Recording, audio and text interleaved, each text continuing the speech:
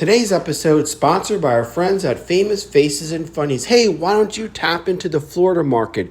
Check out their Whatnot app and Facebook Live auctions, as well as our friends at PGX Comics, the Gen X for Gen X grading services, shipping nationwide.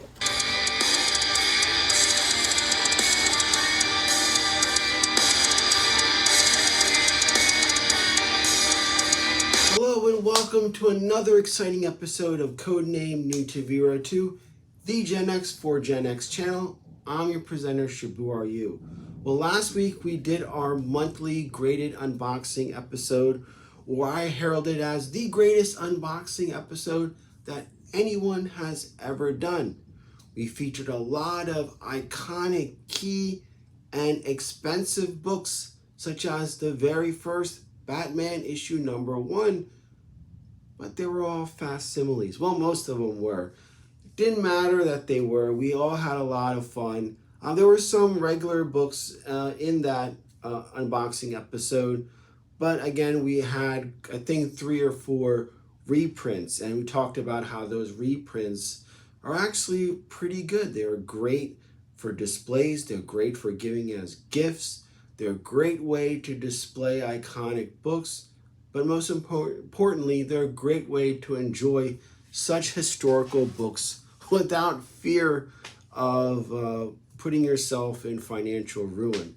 Anyway, we're going to do our monthly pickup episode. Now, my regulars know that in this segment of the channel, we look at the books that we picked up during the course of the month. This is a chance for everybody to reflect on these books, whether you had them, you're looking to add them in your collection, just a fun way to reflect and to discuss.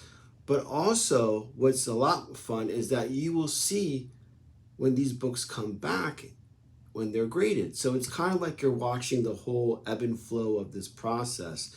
Now, with this month, we have some really iconic books, and we're going to break it down to 2 segments. This one is going to be the quote-unquote expensive books that we're sending away.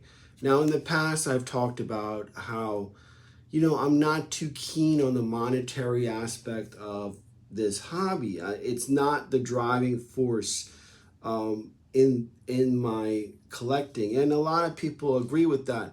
But at the same time, it is a factor. It's just the nature of the beast.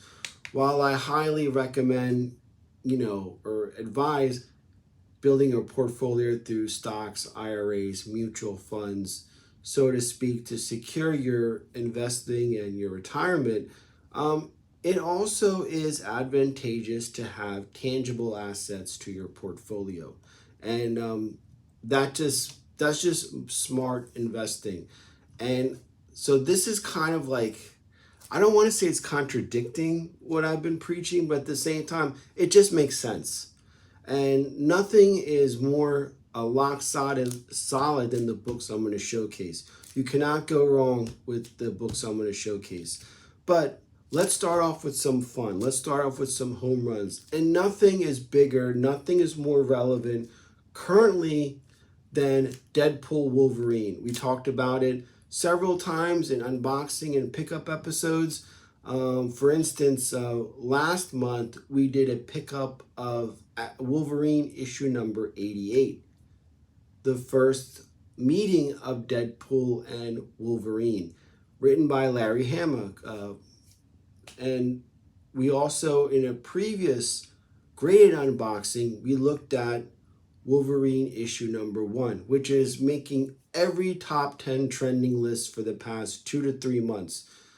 This run, the Wolverine issue number 1 is so hot, but there's also a drawback to all of this.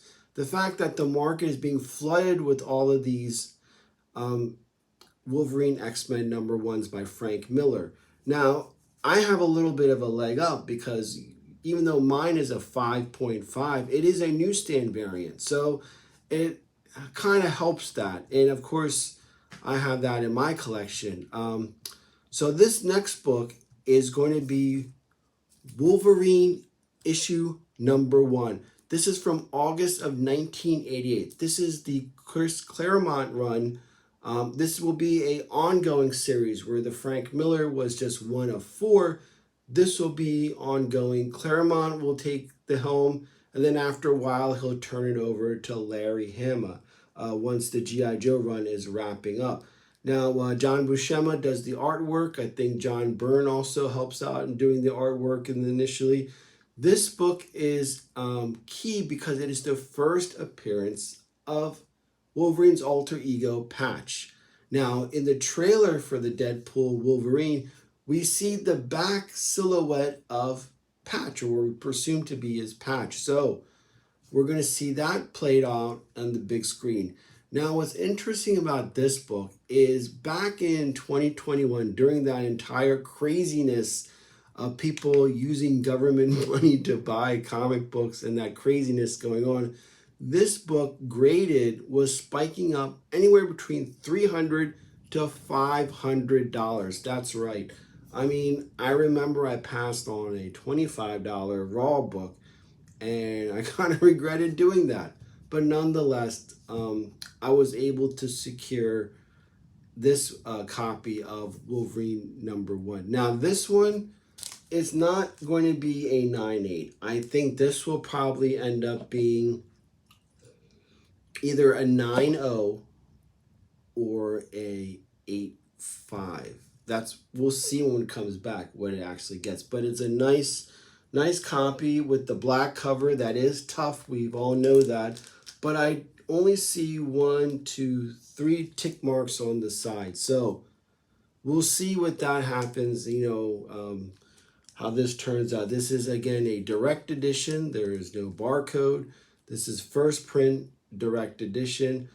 But nonetheless, I'm happy to add this. So you can't go wrong with this issue as well. It will be steady, slow, and I think that's what makes this book. And of course, Wolverine is just hot. No matter what era, whether Gen X, Millennial, Gen Z, Wolverine is just one of those characters that transcends generations, so you can't go wrong.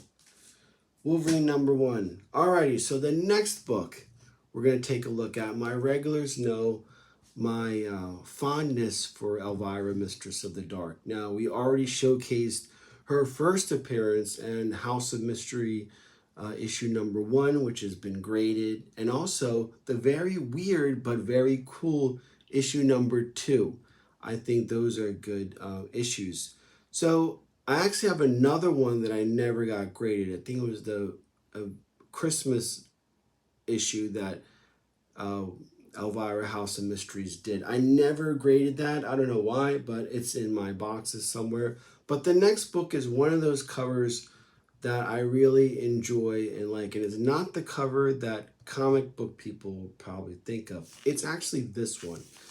It's Elvira House of Mysteries issue #5.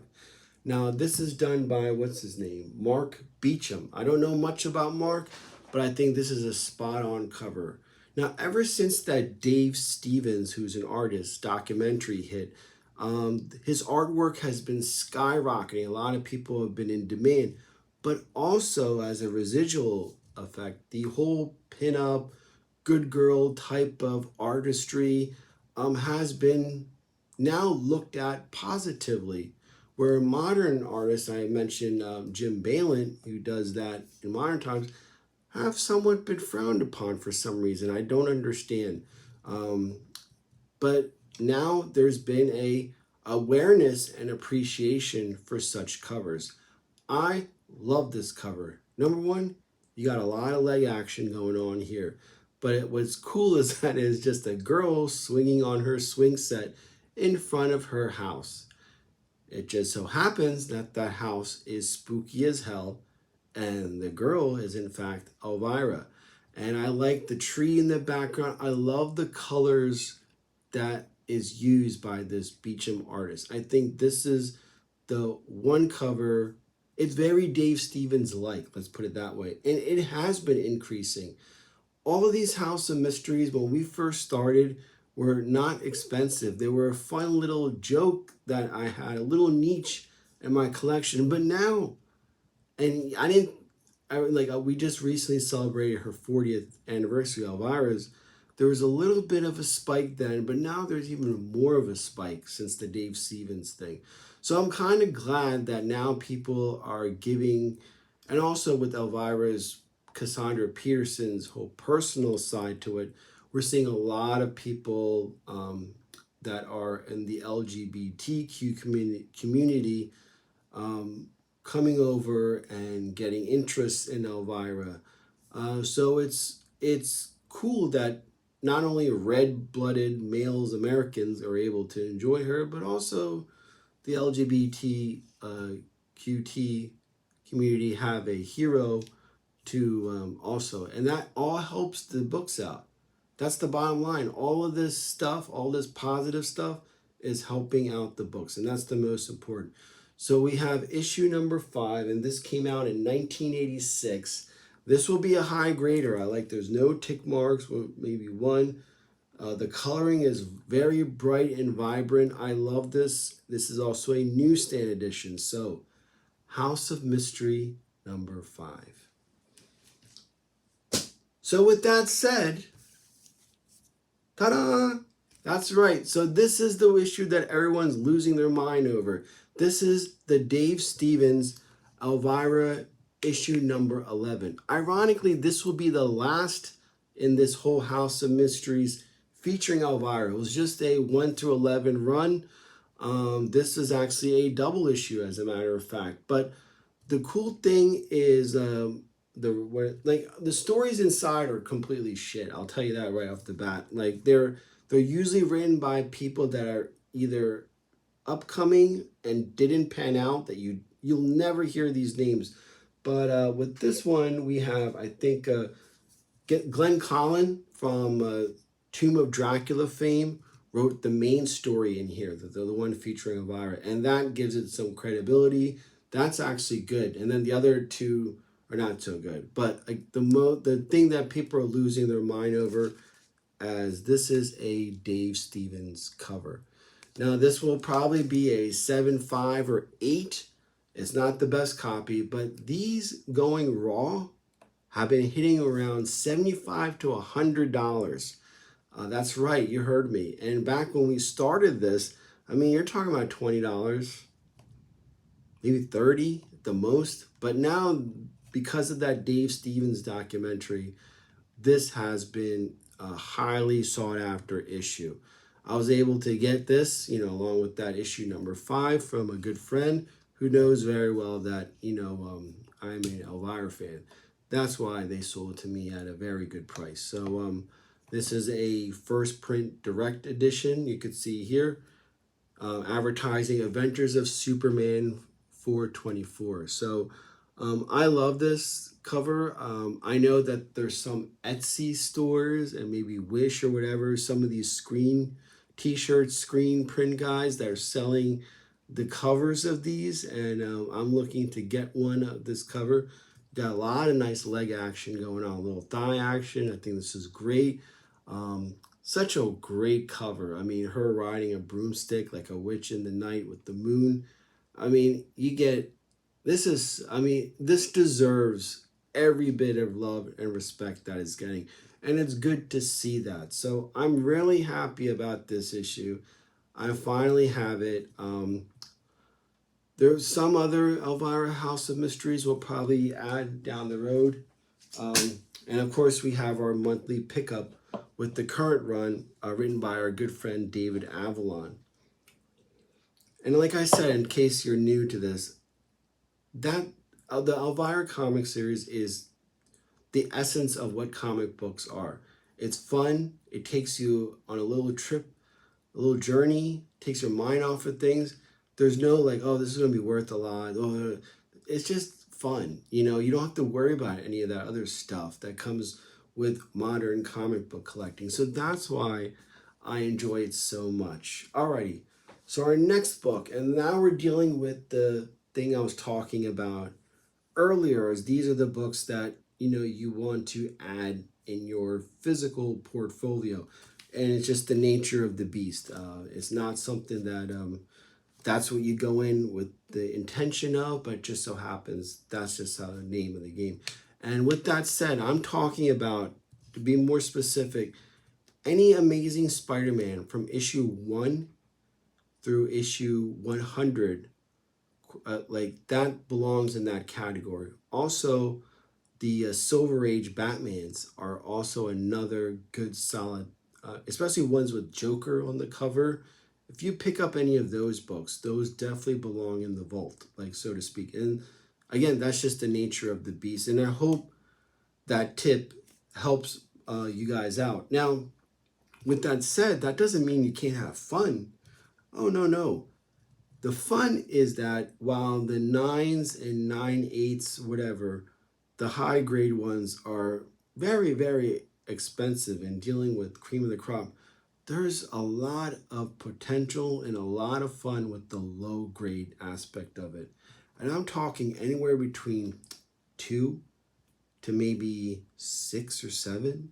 So there's some good values out there if you're inclined to have physical assets in your portfolio. So let's take a look at what I'm talking about. All right, so the first book we're going to sample is Amazing Spider-Man number 79.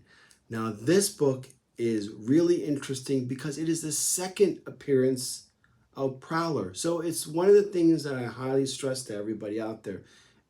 Don't worry about first appearances. There's a lot of potential with second and third appearances. As I showcased with my Marvel Spotlight number 6, the second appearance of Ghost Rider. I'm probably the king of second appearances, guys, and you all know that. I think there's so much, and I'm putting on my auditor hat. It's just the nature of the beast. There's a lot of potential, a lot of fun at the same time with going after second appearances. And I was fortunate. I know somebody in a few towns down there are getting rid of their ASM runs, and they're not all high grades. And I'm like, I don't care. I would love to have these, and I would love to get them graded and preserved. And that's why I was offered these at a very significantly low price. So this one is interesting because the Prowler, also known as Hubie Brown, he's one of those bad guys that you actually feel bad for because, especially in this era of the Prowler, he's just a guy who's down on his luck and is trying to make a better life for him and his loved ones.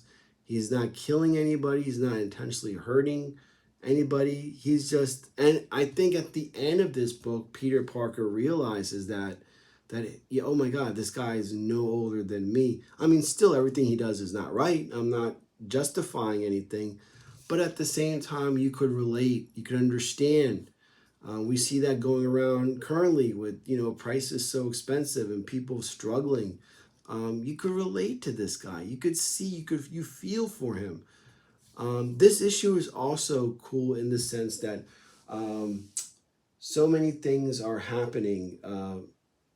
I think that as far as the MCU, we know that I don't know if it's Donald Glover. I know there's the Glover in Lethal Weapon. We all Gen Xers know, like, the guy who says Riggs, hey Riggs, in Lethal Weapon 1 through 4. I think that this Glover is his son or his nephew, I forget, but he played the Prowler in the MCU. There is him in the Tom Holland version, and then recently he reprised his role in the Into the Spider-Verse animated movie. We see him being captured. So there's a lot of spec as far as the actor and his continuation in the role of Prowler in upcoming MCU and Sony, because there is talks, and this is a little news, of a Miles Morales movie being in development where Sony, they may not, they hold the rights to the Spider-Man and they're working in conjunction with Marvel or Disney MCU, but they've always kind of like, they're holding on to that IP, and they're just, a lot of people didn't like we'll talk about soon, the Madam Web movie, but they're still gonna they're still, and I think this Venom #3 looks terrible. So far the Sony Spider-Verse, aside from the animated stuff, has been falling flat. So we'll see what about this Miles Morales one. But anyway, ASM #79, and I think this one will come back probably in the 7s. So we'll see when it comes back. This is one of the nicer ones. So I'm glad for that. The next issue is going to be Amazing Spider-Man #66. This is The Madness of Mysterio. Now, this issue has so many things going on with it. I mean, you have Mysterio breaking out. So Spider-Man has to, capture him again. And then because of the previous issue of his fight with Vulture, J. Jonah Jameson is upset with him because he thinks that Peter Parker bailed on him. So he kicks him out, I think fires him from the Daily Bugle. And so he's I guess he's added, I don't know, he always gets fired so much, but we'll just say he was unceremoniously thrown out of the building. And then at the same time, Gwen Stacy is coming to Peter Parker to make up, and she realizes that Kingpin has control over her dad. And then at the same time, Harry Osborn cannot find his dad, Norman Osborn, the Green Goblin. So this issue is setting up so many things that's going to happen from then to the end of, the issue 100 of Amazing Spider-Man. I think that this is a great issue.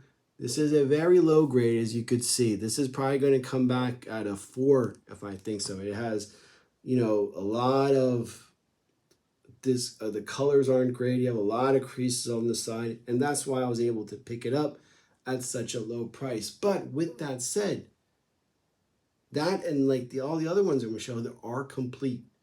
So that's a good thing going for it. Or at least I think they are complete. I'm afraid to flip through the books, but I trust the guy, what he told me. But, then again, as we saw in our last week's unboxing video with that Batman 242, the kid who colored the Comic Codes Authority, I got a restored grade because of that. But, we'll see. But I think that this is a great issue, a great book to put away and to hold in a personal collection. So Amazing Spider-Man #66. All right, our next issue is probably the lowest numbered ASM that I own. And it features a villain I like. I mean, I like him as a baddie. I think he's pretty cool. And we're talking about Amazing Spider-Man #47. Kraven the Hunter. And what's interesting about this is that this is Kraven's second appearance. Just like I talked about the Prowler, that was his second appearance, and that was Mysterio's second appearance in the issue we showcased before. So this is Kraven's second appearances. Again, there's a lot of potential, a lot of growth for second appearances. On Kraven was part, I talk about how the G.I. Joe Cobra Island was probably the best G.I. Joe storyline of all time. That you could reread that a million times. I think Kraven's Last Hunt, which will happen way later after this, is probably the best Amazing Spider-Man story arc ever written. You could read those 8 issues and it's good every single time. And I think that's what this is cool, is because this is the second appearance of that character. This will probably come in around 5 to 6, I'm going to say. All white, that's tough, but I'm lucky there's no rips or tears. Well, there is one up here, if you could see. But all in all, it's a great cover, and it's one of those Rose Gallery baddies that I enjoy the most. And I think Craven is weird because you can't really call him an environmental terrorist or whatever because he's killing animals. He's a poacher. So you hate him. I mean, of course, I would hate him in that regards, but he's one of those villains. He's just so over the top that anyone who wears like a lion's mane as a vest, no shirt on, and with cheetah pants. I mean, and I think he's wearing circus or ballerina shoes. I mean, you come out of the house looking like that, you're gonna catch attention. Now, also, there's movie spec behind this as well. We know that there is a Craven movie that's already done, already filmed, ready to go, but has been pushed back as to not interfere or go up against the Deadpool movie. So, the actor in that is the same actor who played Quicksilver in the MCU, which is another twist. And looking at the trailer of it, man, the guy looks like he did a lot of steroids, and the steroids went to his brain because he's like biting people, like he's like crazy. And I also think that was pushed back because of the Madam Web backlash. People hated Madam Web. Well, you know what? I saw it, and if you watch the movie without any connection to Spider-Man, just watch it as a movie, Madam Web was actually really good. It wasn't bad at all. It had a story. It had an interesting story, and it followed it all the way to the end, and it made sense. I mean, compare that to what we're watching with the Acolyte. It's not bad at all. So I don't think the Madam Web deserved the criticism. Now, if you look at the movie and Madam Web from the comics and the cartoon, yeah, it is nothing like that. So I think that's the problem. Is there a connection with that Madam Web or what we're seeing on the big screen? When you take away that connection, it's actually an enjoyable movie. So give it a chance. Don't go by what everybody else says. Only you can make that assessment. So Amazing Spider-Man number 47 and Madam Web, So the next book is just pure. Usually I save the best for last, but between these two, I mean, it's a toss-up. So Tales to Astonish number 93 features the iconic cover, and I'm talking about iconic, of Silver Surfer and the Amazing Hulk. I like that Hulk is riding on Silver Surfer's board. What makes this special is that it is Stan Lee and Jack the King Kirby. Anytime you get those two working on anything, that is a good thing. So I know there's 3 covers of Silver Surfer. Well, actually maybe 4 because we talked about the Silver Surfer issue number 4, the one with him and Thor in our unboxing video. Even though it was a masterpiece, a reprint, the first reprint, but still, it's such an iconic cover. Well, there's 3 more iconic covers, but there's 3 from this era. Fantastic Four, and I think this one is up there. It has that weird color that's kind of like brown orange, like burnt orange type of color. That's really pain in the ass. So PGX is going to have their work cut. We're going to see how good they are with their clean and press service. And I raved about it on all these episodes, but we're going to see because this is a tough book to get. But I mean, this is probably going to be a 4 to 5, maybe 6 when they're done. So we're going to see how this, and the high grade of these are going for thousands. So this is definitely one to pick up and put away. So we're going to end the episode like we always do with the home run. Now, there's some keys that stand above for Amazing Spider-Man. Of course, issue 1, fantastic, Amazing Fantasy 15. There's issue number 300. Covers. And then there's issue number 50.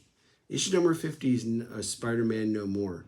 Now, not only that, it's also the first appearance of Kingpin, issue number 50. So the next book is the next best thing. Amazing Spider-Man issue number 51 is the second appearance of Kingpin and the first cover appearance of Kingpin. So this is 2 for the price of 1. This has a lot of potential and is a good pickup for anyone out there. You get Kingpin, and we know that James Gandolfo, what's his name? He played him in the Daredevil series. He's going to have a significant role in the MCU going forward with Daredevil Born Again. He's going to become the mayor. And eventually in Spider-Man number 4, he's going to play an integral part in that story arc. So Kingpin is one of those baddies that is the time to jump on board. And of course, Spider-Man 50 is out of a lot of people's price range. And it is absurd how expensive it is. You're talking about like $400 just for a low-grade copy of issue number 50. So, with that said, what's the next best thing?